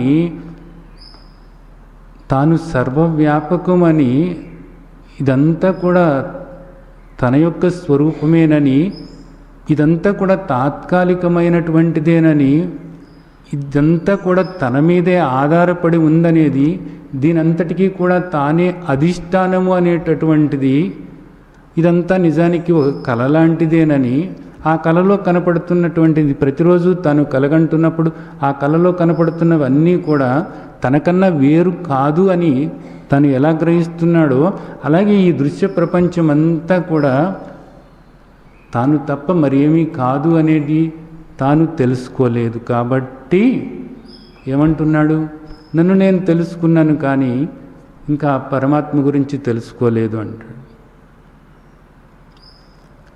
అలాగే భగవంతుడి గురించి నేను తెలుసుకున్నాను, నాకు భగవత్ సాక్షాత్కారం అయింది అంటారు. అలా అని భగవంతుడి సాక్షాత్కారం అయింది కానీ భగవంతుడిని చూశాను కానీ మరి నన్ను నేను ఎప్పుడూ తెలుసుకోలేదు అంటారు. మనం కూడా ఆ ప్రశ్న అడగొచ్చు వాడిని, భగవంతుడిని నీవు తెలుసుకున్నావు కదా, భగవంతుని యొక్క సాక్షాత్కారం అయిందంటున్నావు కదా, బాగానే ఉంది, మరి నిన్ను గురించి నువ్వు తెలుసుకున్నావా? ఇంకా నన్ను గురించి నేను తెలుసుకునేదేమిటి? నాకు భగవంతుడి గురించి తెలుసుకున్నాను, నన్ను గురించి నేను తెలుసుకోలేదు అంటాడు. అంటే దాని అర్థం ఏమిటి? భగవంతుడి గురించి తెలుసుకోవటం అంటే నిన్ను కూడా కలిపి తెలుసుకోవటమే. నిన్ను తెలుసుకోవటము అంటే ఏమిటి? భగవంతుడితో కలిపి నిన్ను తెలుసుకోవటమే. ఈ రెండు కూడా వేరువేరుగా భావన చేస్తూ ఉంటే వాళ్ళు సరైనటువంటి ఆ తత్వం ఏదైతే ఉందో తత్వతః తెలుసుకోలేదు, పూర్తి అవగాహన ఏర్పరచుకోలేదు అన్నదాన్ని మనం అర్థం చేసుకోవచ్చు. అంటే ఇది ఎందుకు మాట్లాడుకోవాల్సి వచ్చిందంటే, ఇంకా రెండుగా వేరుగా మనం చూడకూడదు. రెండుగా చూడకుండా ఒకటిగానే చూడటము అనేటటువంటిది, ఆ దృష్టి ఏర్పరచుకోవటం అనేది, ఆ ఒకటి నేనే అనేటటువంటి దృష్టి ఏర్పరచుకోవటం అన్నది అవసరము. అందుకు దీని గురించి మళ్ళీ మనం మాట్లాడుకోవాల్సినటువంటి అవసరం ఏర్పడింది. సరే, బాగానే ఉంది ఇదంతా కూడా. ఉన్నది నేనే, బాగానే ఉంది. నేను దేహం కాదు అనేది తెలుస్తుంది, అది కూడా బాగానే ఉంది. అయితే అలా ఉండలేకపోతున్నాము. తెలుస్తుంది, శాస్త్రం చెప్తుంది కాబట్టి తెలుస్తుంది, మహర్షులు చెప్పారు అందరూ కూడా. కానీ అలా ఉండలేకపోతున్నాము. ఎందుకు ఉండలేకపోతున్నాము? ఎందుకు ఉండలేకపోతున్నాము అనేటటువంటి దానికి ఇక్కడ మనకు సమాధానం చెప్తున్నారు తర్వాత శ్లోకంలో. వీతరాగ భయక్రోధ మన్మయా మాముపాశ్రిత బహవో జ్ఞాన తపస్సా పూత మద్భావమాగతా. ఈ శ్లోకంలో కూడా ఎన్నో ముఖ్యమైనటువంటి విషయాలు ఉన్నాయి. వీతరాగ భయక్రోధ మన్మయా మాముపాశ్రిత బహవో జ్ఞాన తపస్సా పూత మద్భావమాగతా. ఇక్కడ సాధనగా మనకి తెలియజేస్తున్నారు. ఒక 3 విషయాలు, ఆ 3టిని నువ్వు పోగొట్టుకోవాలి. పోగొట్టుకున్నట్లయితే మన్మయమైపోతావట. మన్మయమైపోవటం అంటే ఏమిటి అంటే, నాకు నీకు ఇక ఏ తేడా లేదు అని అలా అయిపోతావు. ఇప్పుడు ఆ తేడా ఎందుకు వస్తుంది? ఎందుకు నిన్ను నీవు సరైనటువంటి రీతిలో నీవు గ్రహించలేకపోతున్నావు? ఎందుకు నీవుగా ఉండలేకపోతున్నావు అంటే, ఇదిగో ఈ 3 అడ్డుపడుతున్నాయి అని చెప్తున్నారు ఇక్కడ. రాగము, భయము, క్రోధము. రాగము అన్నప్పుడు ద్వేషం ఉండనే ఉంటుంది. ఈ రాగద్వేషాలు ఉన్నప్పుడు భయము ఉంటుంది, క్రోధము ఉంటుంది. అంటే ఇప్పుడు మనకు అర్థమైంది ఏంటి? నీకు అడ్డుపడుతున్నటువంటివి ఏమిటి అంటే రాగద్వేషాలే. ఈ రాగద్వేషాల వల్ల ఆత్మస్వరూపమైనటువంటి నీవు, నేను ఈ దేహం కాదు, నేను కేవలము ద్రష్టను అని నిరంతరము కూడా ద్రష్టగా నీవుగా ఉండలేకపోతున్నావు. కేవలము ఈ రాగద్వేషాల వల్లనే. ఇప్పుడు వీటిని పోగొట్టుకోవాలి. నువ్వు వీటిని పోగొట్టుకోవాలి అన్నప్పుడు ఏ విధంగా పోగొట్టుకోవాలి? ఏ విధంగా పోగొట్టుకున్నారు అందరూ కూడాను అంటే, జ్ఞాన తపస్సా అన్నారు. జ్ఞాన తపస్సు వల్ల పోగొట్టుకున్నారు. జ్ఞానం అంటే ఏమిటి? నేను ఈ దేహం కాదు, నేను ఆత్మస్వరూపాన్ని, నేను నిరాకార స్వరూపాన్ని,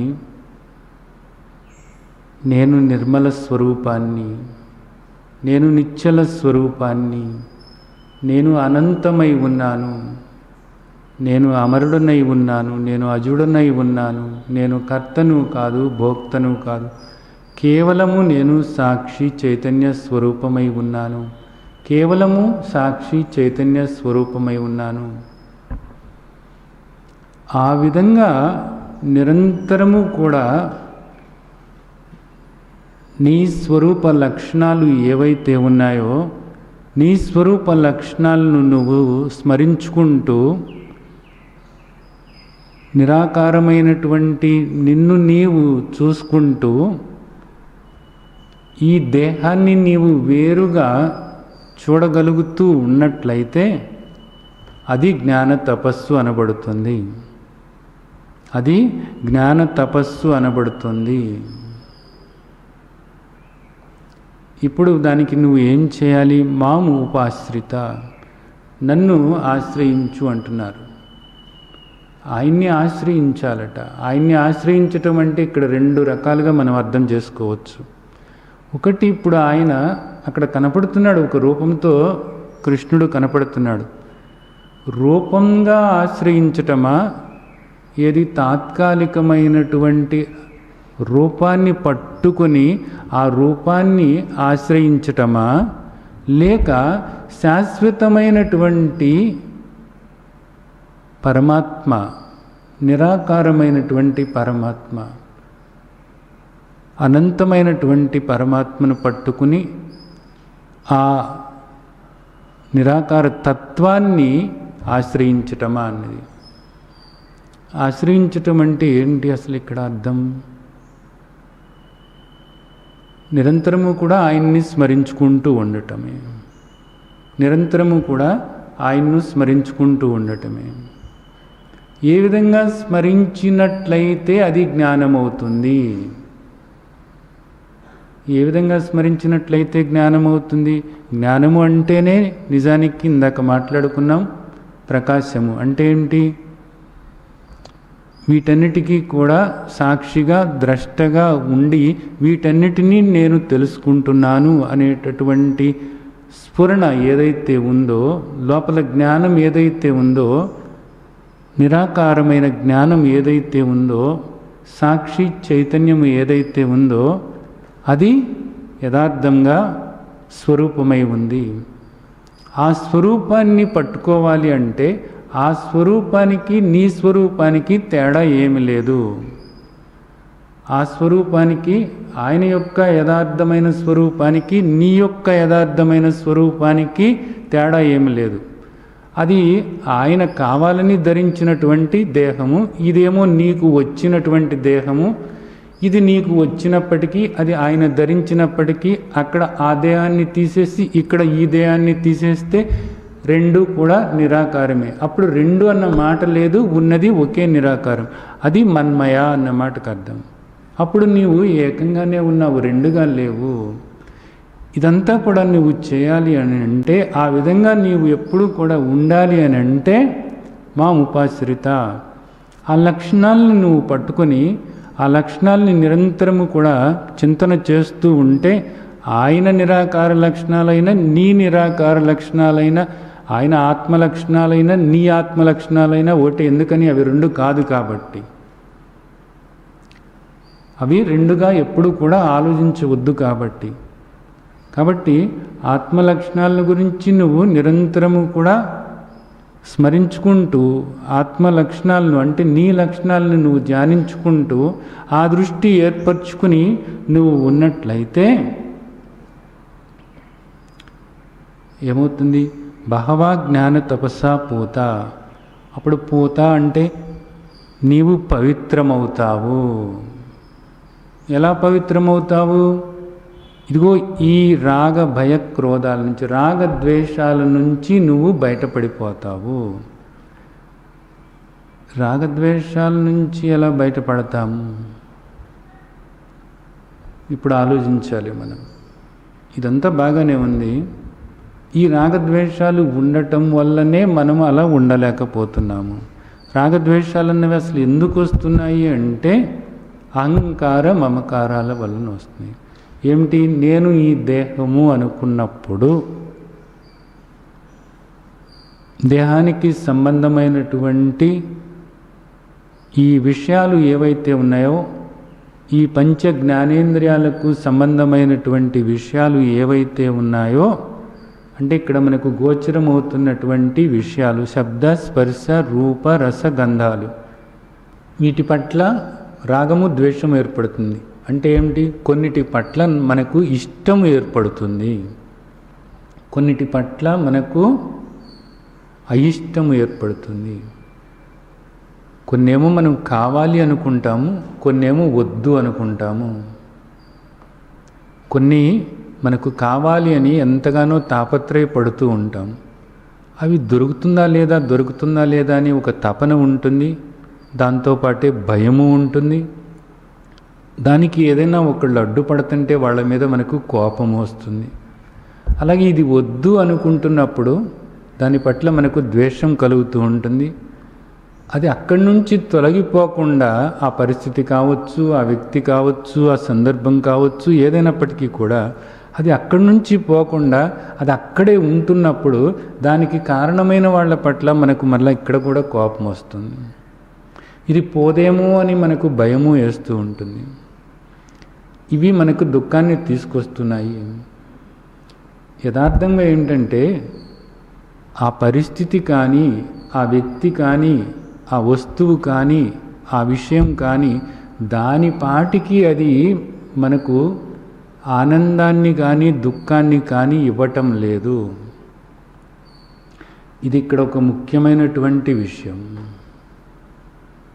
ఇది బాగా గుర్తుంచుకోవాల్సిన విషయం. ఇది దాని పాటికి అది ఆ వస్తువు కానీ, ఆ విషయం కానీ, ఆ వ్యక్తి కానీ దాని పాటికి అది లేదా వాళ్ళ పాటికి వాళ్ళు మనకు ఆనందాన్ని కానీ దుఃఖాన్ని కానీ ఇవ్వటం లేదు.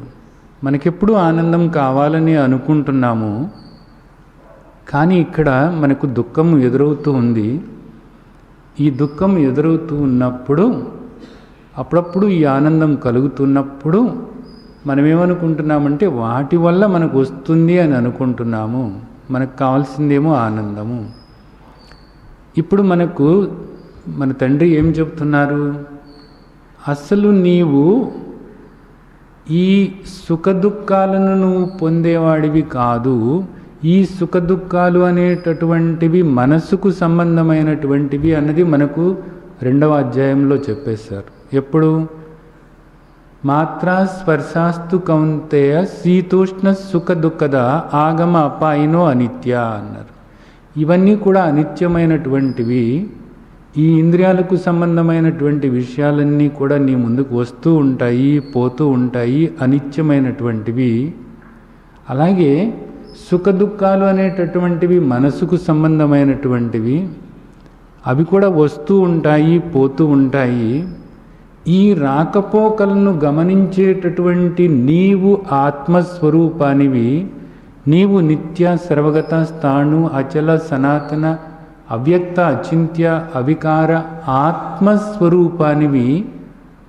స్వతహాగానే నువ్వు ఆనంద స్వరూపాన్ని. నీ స్వరూపమే ఆనంద స్వరూపం. వీటి భ్రాంతిలో పడిపోయి అవేవో నీకు ఆనందాన్ని కలిగిస్తాయి అని చెప్పేసి లేనిపోయిన దుఃఖాన్ని కొంతెచ్చుకుంటున్నావు. కాబట్టి వాటి పట్ల ఆ భావన ఏర్పరచుకో. తాం స్థితిక్షస్వ భారత, నువ్వు నిశ్చలంగా ఉండు. ఏ విధంగా నిశ్చలంగా ఉండాలి? నేను వాటికి ద్రష్టనై ఉన్నాను, నేను సాక్షినై ఉన్నాను, వస్తూ ఉన్నాయి, పోతూ ఉన్నాయి, దీని ప్రారంధం ఏదో ఇది అనుభవిస్తుంది, నేను ఆనంద స్వరూపాన్ని, నేను సాక్షి స్వరూపాన్ని అని నీవు నిశ్చలంగా ఉండు అనేది మనకు 2వ అధ్యాయంలోనే మన తండ్రి చెప్పారు. ఇక్కడ దీన్ని అర్థం చేసుకున్నట్లయితే మనం ఎప్పుడూ కూడా ఆనంద స్వరూపమే. కాబట్టి వీటి వల్ల మనకి ఏదో ఆనందం వస్తుంది అనేటటువంటి ఒక ఆలోచన వదిలిపెట్టాలి. వీటి వల్ల మనకు సంతృప్తి కలుగుతుంది, ఆనందం కలుగుతుంది, సంతోషం కలుగుతుంది, శాంతి కలుగుతుంది అనేటటువంటి ఆలోచన ముందు నీవు వదిలిపెట్టాలి. నీవు స్వతహాగా స్వరూపత శాంత స్వరూపమై ఉన్నావు, సుఖస్వరూపమై ఉన్నావు, ఆనంద స్వరూపమై ఉన్నావు, నీవు పూర్ణస్వరూపమై ఉన్నావు. ఏ వెలితి లేదు నీకు ఇక్కడ. ఏ వెలితి లేని పూర్ణస్వరూపమై ఉన్నావు. దేహంగా కాదు, దేహంగా కాదు. ఈ తొడుగుల్ని ఇందాక తీసి పక్కన పెట్టేశాం కదా. ఆయన తొడుగుని ఆయన పక్కన పెట్టారు, నీ తొడుగుని నువ్వు పక్కన పెట్టుకున్నావు కదా. నిరాకారంగా సర్వవ్యాపకమైనటువంటి ఆత్మస్వరూపమైనటువంటి నీవు పూర్ణమై ఉన్నావు. ఏ వెలితి లేదు. ఏ వెలితి లేనప్పుడు ఇంకా నీకు దిగులేముంది ఇక్కడ? అలాగే నువ్వు పోగొట్టుకునేది ఏదీ లేదు, పొందేది ఏదీ లేదు. నువ్వు మరణించేవాడివి కాదు, నువ్వు పుట్టేవాడివి కాదు. పైపెచ్చు ఇక్కడ కనపడుతున్నది అంతా కూడా ఏది ఎలా ఉన్నప్పటికీ కూడా అదంతా కూడా నీ యొక్క విభూతి అయి ఉంది. స్వరూపత ఎప్పుడూ కూడా నీవు పూర్ణమే అయి ఉన్నావు. ఇది బాగా స్థిరపరచుకోవాలి. ఇది స్థిరపరచుకున్నట్లయితే ఇదంతా ఏంటిది? జ్ఞానము అనబడుతుంది. ఈ జ్ఞానాన్ని నువ్వు స్థిరపరచుకొని జ్ఞాన తపస్స. తపస్స అంటే ఏంటి? తపస్సు అన్న మాటకు అర్థం ఏమిటి అంటే ఇప్పుడు మనం తెలుసుకున్నటువంటిది ఏదైతే ఉందో ఈ జ్ఞానానికి భిన్నమైనటువంటి ఆలోచన చేయకుండా ఉండటమే తపస్సు.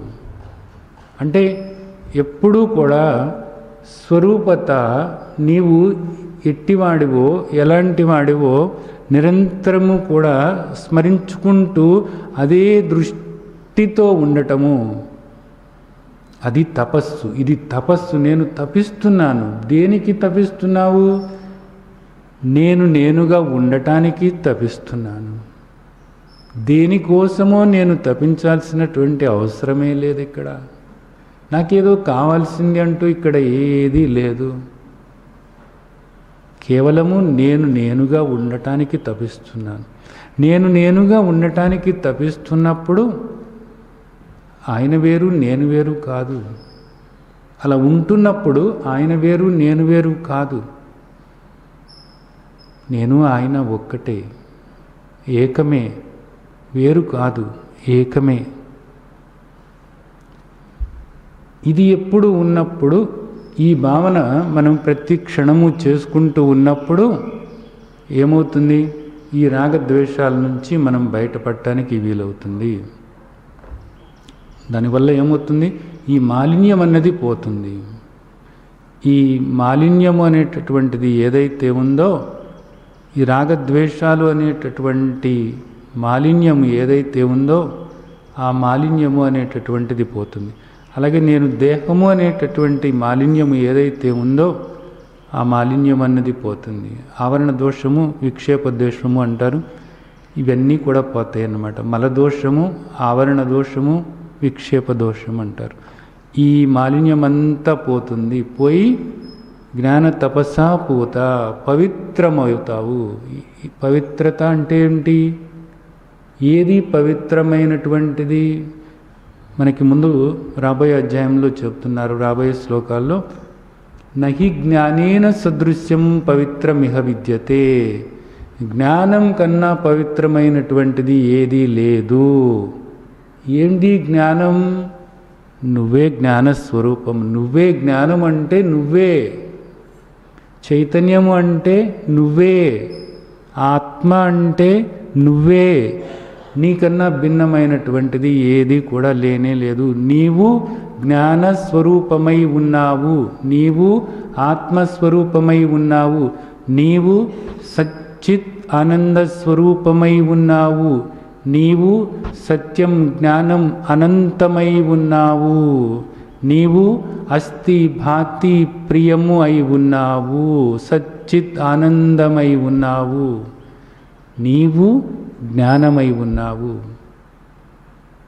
జ్ఞానస్వరూపమైనటువంటి నిన్ను నీవు స్మరించుకుంటూ ఉంటే నీవే పవిత్రం. పవిత్రంగా ఉండాలని చెప్పేసి ఇక్కడ రకరకాల పనులన్నీ చేస్తూ ఉంటారు. అక్కడికి వెళ్ళి స్నానం చేస్తే పవిత్రమవుతాము, ఇక్కడికి వెళ్ళి స్నానం చేస్తే పవిత్రమవుతాము, ఇలా ఎన్నో రకాలుగా చెప్తూ ఉంటారు. ఇది పవిత్రమైంది లేదు ఇక్కడ. నహి జ్ఞానేన సదృశ్యం, నహి జ్ఞానేన సదృశ్యం పవిత్రమిహ విద్యతే. నీకన్నా పవిత్రమైనటువంటిది మరేది కూడా లేనే లేదు. అప్పుడు ఏమవుతుంది? మద్భావమాగత. అంతా ఎవరు చెప్తున్నారు? మన తండ్రి చెప్తున్నారు. మన తండ్రి చెప్తున్నారు. ఇంతవరకు నువ్వు వస్తే ఏమవుతుందో తెలుసా? మద్భావమాగత. నేనే నువ్వైపోతావు. నేనే నువ్వైపోతావు. మనిద్దరికీ కూడా అప్పుడు ఏ తేడా లేదు. ఏమవుతావు అప్పుడు? నువ్వు సచ్చిదానంద స్వరూపమే నువ్వు అన్నది నువ్వు తెలుసుకుంటావు. అయిపోవటం కాదు ఇక్కడ. అయిపోవటం అంటే అప్పుడేదో కొత్తగా అయిపోయావు అనేది ఒకటి వస్తుంది ఇక్కడ. అయిపోవటం కాదు. ఇప్పటికే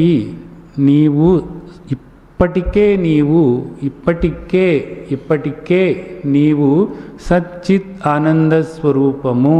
ఇప్పటికే ఎప్పుడూ కూడా నీవు సచ్చిత్ ఆనంద స్వరూపమే. నీవు ఎప్పుడూ కూడా జ్ఞానస్వరూపమే, ఎప్పుడూ కూడా నీవు ఆత్మస్వరూపమే, ఎప్పుడూ కూడా నీవు పరమాత్మస్వరూపమే. తెలవక నేను దేహం అనుకుంటున్నావు. ఆ తెలవకపోవటమే అజ్ఞానము. ఆ తెలవకపోవటమే అజ్ఞానము. ఎప్పుడు కూడా నీవు సుఖస్వరూపమే, ఎప్పుడు కూడా నీవు ఆనందస్వరూపమే, ఎప్పుడూ కూడా నీవు శాంతస్వరూపమే, ఎప్పుడూ కూడా నీవు పూర్ణస్వరూపమే. తెలవక ఏమనుకుంటున్నావు? నేను దుఃఖపడేవాడిని, నేను చనిపోయేవాడిని, నేను బాధపడేవాడిని అని నువ్వు అనుకుంటున్నావు. తెలవక అనుకుంటున్నావు. ఆ తెలవకపోవటమే అజ్ఞానము. మన తండ్రి మనకు చెప్తున్నారు, నీవు ఈ విధంగా అవగాహన చేసుకుని నీవు జ్ఞానస్వరూపము అన్నదాన్ని తెలుసుకొని జ్ఞానస్వరూపుడమైనటువంటి నీ లక్షణాలు ఏవైతే ఉన్నాయో నీ లక్షణాలని నువ్వు స్మరించుకుంటూ అది ఒక తపస్సులాగా చేసుకుంటూ ఉంటే ఈ మాలిన్యం నుంచి నువ్వు బయటపడి మద్భావమాగత, నేనే నువ్వు అని తెలుసుకుంటావు. నాకు నీకు భేదం లేదు అన్నది నువ్వు తెలుసుకుంటావు. ఎంత అద్భుతమైనటువంటిది చూడండి. అది మోక్షము అంటే, అది మోక్షము అంటే, అది జీవన్ముక్త అవస్థ అంటే అది. ఆ జీవన్ముక్తావస్థ ఇక్కడ నువ్వు అనుభవిస్తావు. అనుభవించటం అంటే మరలా అదేదో నీకు మళ్ళా వస్తుంది అనబాకు. నేను ముక్తుడను అని నీకు తెలుస్తుంది. నాకు ఏ బంధము లేదు అని నీకు తెలుస్తుంది. బంధం లేని నిన్ను నీవు గుర్తించుతావు. ముక్తుడమైన నిన్ను నీవు గుర్తిస్తావు. అహమాత్మ ముక్తోస్మి. దేంతోనూ కూడా సంగమం లేని నిన్ను నీవు గుర్తించుతావు. అహమాత్మ అసంగోహం, అహమాత్మ శాంతోహం, అహమాత్మ అనంతోహం, అహమాత్మ తృప్తో అహం, అహమాత్మ నిరాకారోహం, అహమాత్మ నిరంజనోహం, అహమాత్మ నిర్మలోహం నిత్యలోహం.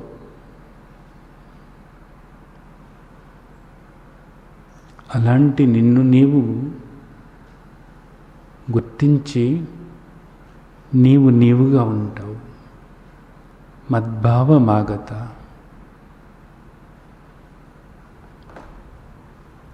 ఎంత అద్భుతమైనటువంటి విషయము చూడండి. అయితే ఇక్కడ ఆలోచించాల్సినటువంటి విషయం ఒకటి ఉంది. ఎందుకు మరి ఇదంతా చాలా తేలికగానే ఉంది. ఏమైనా కష్టం ఉందా దీనిలో? ఏ కష్టము లేదు. ఎక్కడికో వెళ్ళి ఎవరినో దేవరిచ్చి నాకు ఇవ్వండి ఇవ్వండి అని అడిగితే వాళ్ళు ఇస్తారో ఇవ్వరో తెలవదు. ఇది అలా ఎవరో ఇచ్చేది కాదు, ఎవరో ఇచ్చేది కాదు ఇది. కానీ నువ్వు ఏదో రకరకాల తపస్సులు ఆచరించి ఒంటి కాలు మీద నిలబడి తలకిందులుగా నిలబడి రకరకాల యోగాలు ఏవైతే ఉన్నాయో ఆ యోగాలన్నీ కూడా ఆచరించి రకరకాలైనటువంటి పూజలు, నోములు, వ్రతాలు, దీక్షలు, తీర్థయాత్రలు ఇవన్నీ కూడా ఏదో ఏదో ఏదో చేసి వాటి వల్ల ఏమన్నా వచ్చేదా అంటే అది కాదు. వాటన్నిటి వల్ల ఏమవుతుందంటే కాస్త నీకు మనస్సు కాస్త నిశ్చలమై ఇది తెలుసుకోవటానికి ఒక యోగ్యత వస్తుంది. అంతేగాని వాటి వల్ల ఏది నీవుగా ఉండవు. నీవెప్పుడూ ఆత్మస్వరూపమే. మరి దేనివల్ల? కేవలము తెలుసుకోవటం వల్ల. ఏది తెలుసుకోవటం వల్ల?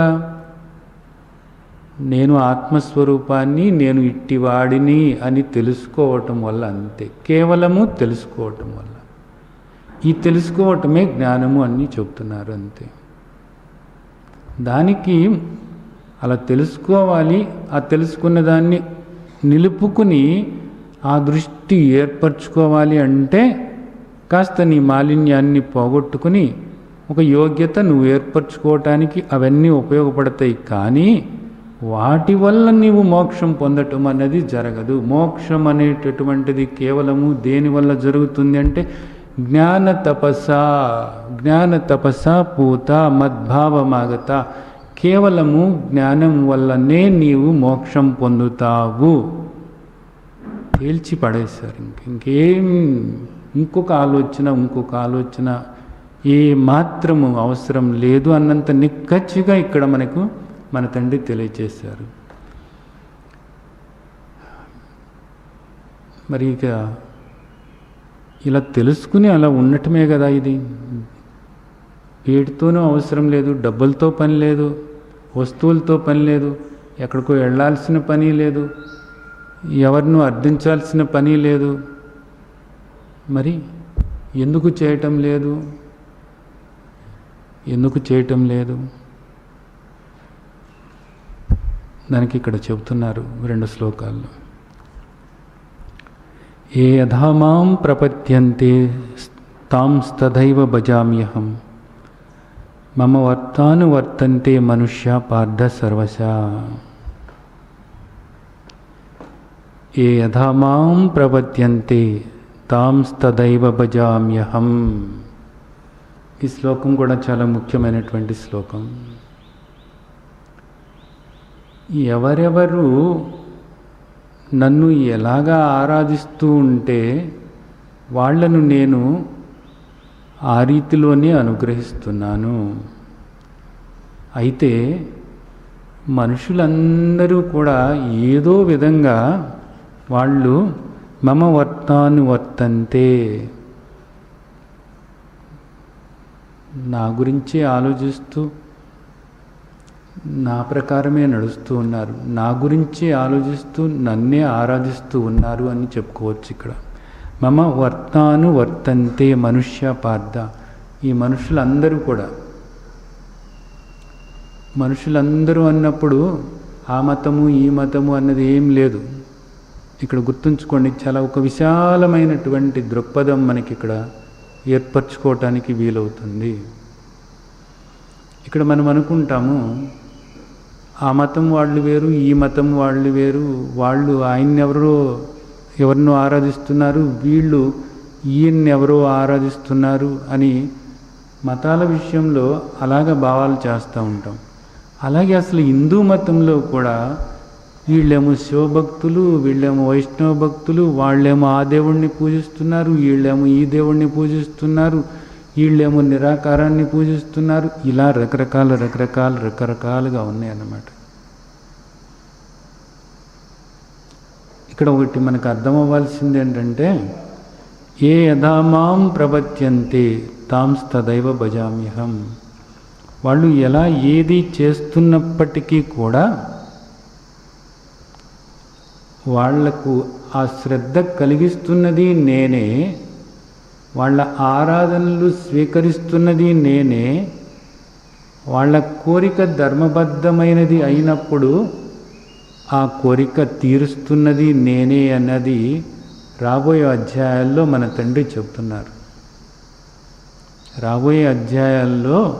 తండ్రి చెప్తున్నారు. దాన్ని ఇప్పుడు మనం ముందుగానే ఇక్కడ ఈ శ్లోకం గురించి అవగాహన చేసుకోవటానికి దాన్ని ముందుగానే మనం మాట్లాడుకుంటున్నాం. ఇక్కడ ఏమని చెప్తున్నారు?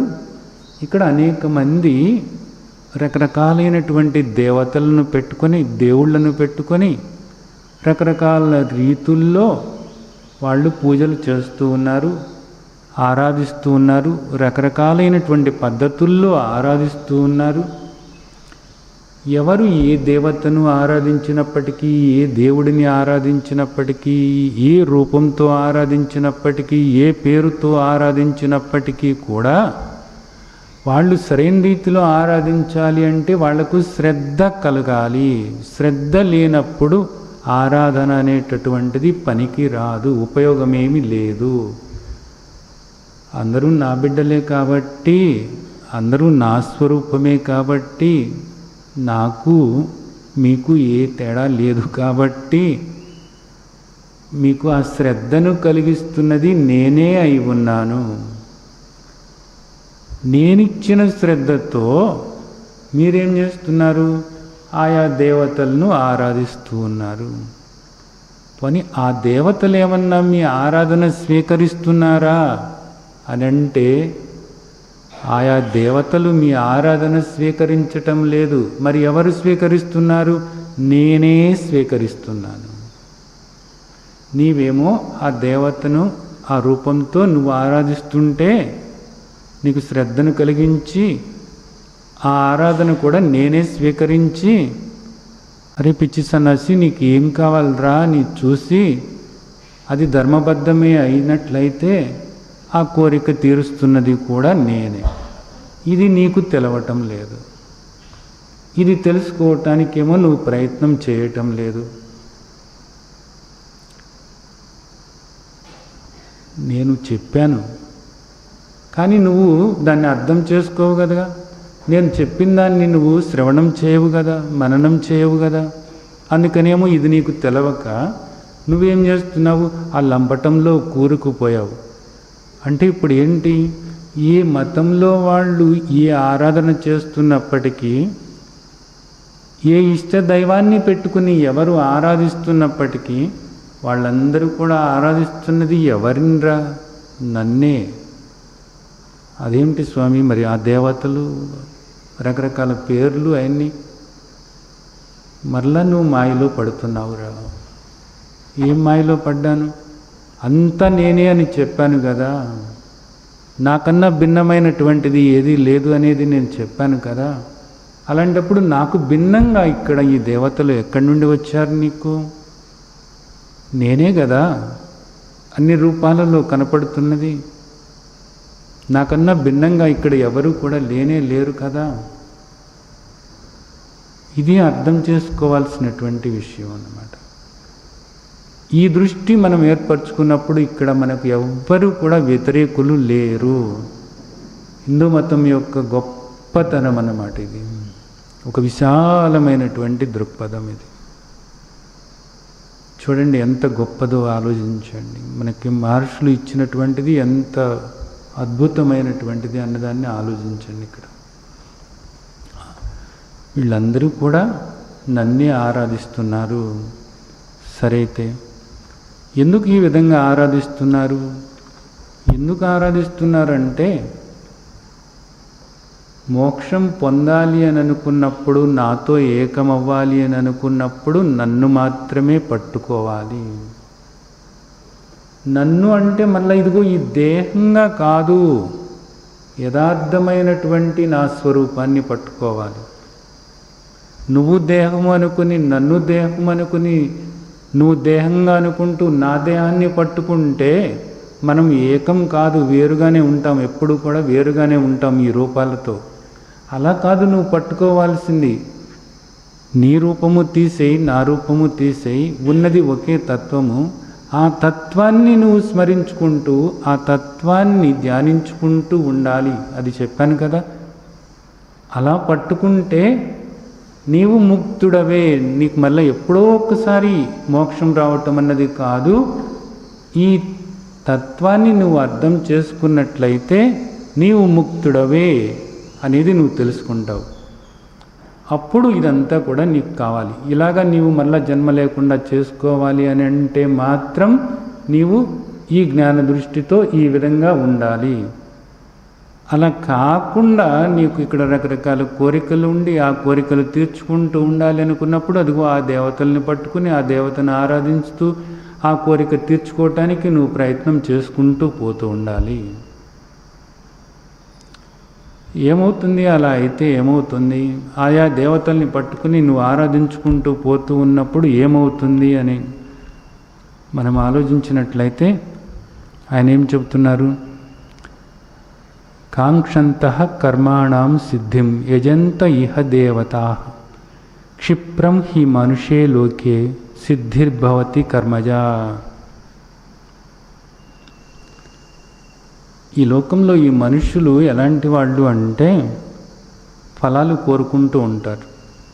ఎప్పుడు ఫలాలంటే నాకు అది రావాలి, ఇది రావాలి, ఇదిగో ఈ పని చేశామనుకో నాకేంటి లాభము అని అడుగుతారు. ఈ లోకంలో మనుషులందరికీ కూడా ఉన్నటువంటి ఒక గొప్ప జబ్బు ఏమిటంటే నాకేంటి లాభం, నాకేం ఫలం వస్తుంది అనేదన్నమాట. ఇది ఒక ఆలోచన. అలాగే రకరకాలైనటువంటి కోరికలతో ఆ కోరిక నెరవేరటానికి ఏం చేయాలి అని ఆలోచిస్తూ ఉంటారు. ఆలోచిస్తూ ఆ కోరికలు నెరవేరటానికి ఏం చేస్తారు? ఆయా దేవతలను ఆరాధిస్తూ ఉంటారు. ఆ కోరిక చిన్నదే కాబట్టి అది ఒకవేళ ధర్మబద్ధమైనదే అయితే ఏమవుతుంది? వాళ్ళు సరైన రీతిలో ఆరాధిస్తే, అక్కడ మరలా గుర్తుంచుకోవాల్సిన విషయం, సరైనటువంటి రీతిలో ఆరాధన చేసినట్లయితే అది ధర్మబద్ధమైనటువంటి కోరిక అయ్యేటట్లయితే నీ కోరిక నెరవేరుతుంది, ఆ ఫలాన్ని నీవు పొందుతావు. ఇది ఎలాంటిదట? నీవు అలా ఆరాధిస్తే ఒక 40 రోజులు నువ్వు ఇదిగో ఈ పూజ చెయ్యి, ఈ దీక్షతో నువ్వు 40 రోజులు పూజ చెయ్యి, చేసినట్లయితే నీ కోరిక నెరవేరుతుంది అని చెప్తారు. ఖచ్చితంగా వాళ్ళు చెప్పినట్లుగా నువ్వు చేస్తూ పోయినట్లయితే, అది ధర్మబద్ధమైనది అయినట్లయితే అప్పుడు నీ కోరిక నెరవేరుతుంది. ఇది మనకి ఇక్కడ చెప్తున్నారన్నమాట. అంటే ఈ ఫలాలు అనేటటువంటివి, ఈ కోరికలు నెరవేరటం అనేటటువంటిది, ఈ కోరిక సిద్ధించటం అనేటటువంటిది ఇక్కడ ఎమ్మటెమ్మటే జరుగుతుందన్నమాట. అయితే ఈ ఫలాలు అనేటటువంటివి ఎప్పుడూ కూడా శాశ్వతమైనటువంటివి కాదు. ఇవి మారిపోయేటటువంటివి. వీటికి ఎప్పటికీ కూడా నీకు శాశ్వతమైనటువంటి సంతృప్తి, సంతోషము కలగనే కలగదు. ఒకదాని తర్వాత ఒకటి కోరికలు వస్తూనే ఉంటాయి. అవన్నీ కూడా నెరవేర్చుకోవటానికి నువ్వు ప్రయత్నం చేస్తూ ఉన్నప్పుడు చివరికి ఏమవుతుంది? ఈ దేహం రాలిపోయే సమయం ఆసన్నమవుతుంది. ఈ దేహం ఎందుకు వచ్చింది నీకు? ఈ మానవ జన్మ ఎందుకు వచ్చింది? మనుష్యే లోకే అంటున్నారు. ఇక్కడ ఈ మానవ దేహం ఎందుకు వచ్చింది? నీవెవరివో, ఎట్టివాడివో తెలుసుకోవటానికి, మోక్షం పొందటానికి వచ్చింది. లేకపోతే నీకు ఏ జంతు జన్మైనా సరిపోతుంది. 84 లక్షల జీవరాశిలో నువ్వు ఏ జన్మైనా కానీ నువ్వు తీసుకుంటే అప్పుడు నీకు ఈ మోక్షం అనేటటువంటి గొడవ అసలు లేనే లేదు. ఆ ఆలోచన కూడా నీకు రాదు. కేవలము ఆ కోరికలు తీర్చుకోవటానికే ఆయా జన్మలు, ఆయా జంతు జన్మలు, 84 లక్షల జీవరాశి కూడా అవి ఎలా బ్రతకాలో అలా బ్రతుకుతూ అవి ఏవి పొందాలో అవి పొందుతూ ఉంటాయి. కేవలము మనిషికి మాత్రమే సాధ్యం. ఏది సాధ్యం? మోక్షం పొందటము అనేటటువంటిది, ముక్తావస్థలో ఉన్న మాధుర్యాన్ని ఆస్వాదించటము అనేటటువంటిది కేవలము మనిషికి మాత్రమే సాధ్యము. కానీ ఇంత అద్భుతమైనటువంటి ఈ మానవ జన్మ మనకు భగవంతుడు బహుమతిగా ఇచ్చారు నిజానికి. అలాంటి దాన్ని, దీన్ని సద్వినియోగం చేసుకోకుండా ఇక్కడ మనుషులందరూ కూడా ఏం చేస్తున్నారు? ఈ కోరికలు తీర్చుకోవటంలో, ఈ ఫలాలు పొందటంలో అల్పమైనటువంటి అశాశ్వతమైనటువంటి ఈ ఫలాలు పొందటం మీదే దృష్టి పెట్టి ఆయా దేవతలను ఆరాధించుకుంటూ ఈ జీవితాన్ని సమాప్తం చేసుకుంటున్నారు. అయితే ఏమవుతుందట? తర్వాత అధ్యాయాల్లో మనకు మన తండ్రి చెప్తున్నారు. ఏమవుతుందట? మరలా నీవు జన్మలు తీసుకుంటావు. ఆయా దేవతా లోకాలకు నువ్వు వెళితే వెళ్ళవచ్చు. మరలా అక్కడ ఏదైనా భోగం, సుఖభోగం నువ్వు అనుభవించాల్సింది ఉంటే అనుభవించి మరలా నీవు ఇక్కడ జన్మ తీసుకుంటావు అనేది చెబుతున్నారు. మరలా ఈ దుఃఖం అనేది తప్పనే తప్పదు. అలా కాకుండా నీవు పరమాత్మని ఆరాధించినట్లయితే, రూపంతో కాదు, సచ్చిదానంద స్వరూపుడైనటువంటి పరమాత్మను, నీ రూపం కూడా అదే, సచ్చిదానంద స్వరూపాన్ని, నిరాకార స్వరూపాన్ని, ఆత్మస్వరూపాన్ని నీవు ఆరాధిస్తూ ఉన్నట్లయితే, ఆరాధించటం అంటే అది నేనే అని గుర్తు చేసుకుంటూ అలాంటి నిన్ను నీవు స్మరించుకుంటూ ఉంటూ ఉంటూ ఉంటూ ఉంటూ ఉన్నట్లయితే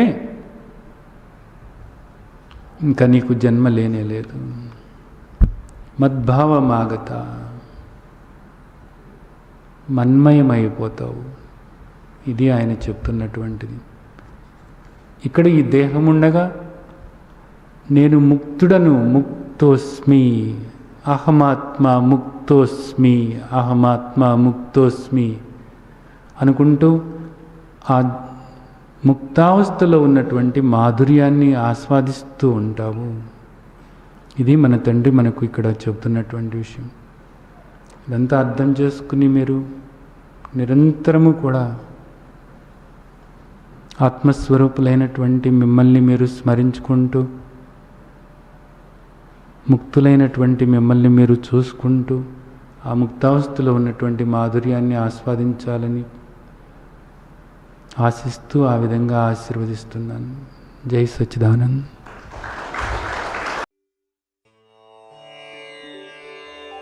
లోకా సమస్తా సుఖినో భవంతు. లోకా సమస్తా సుఖినో భవంతు. లోకా సమస్తా సుఖినో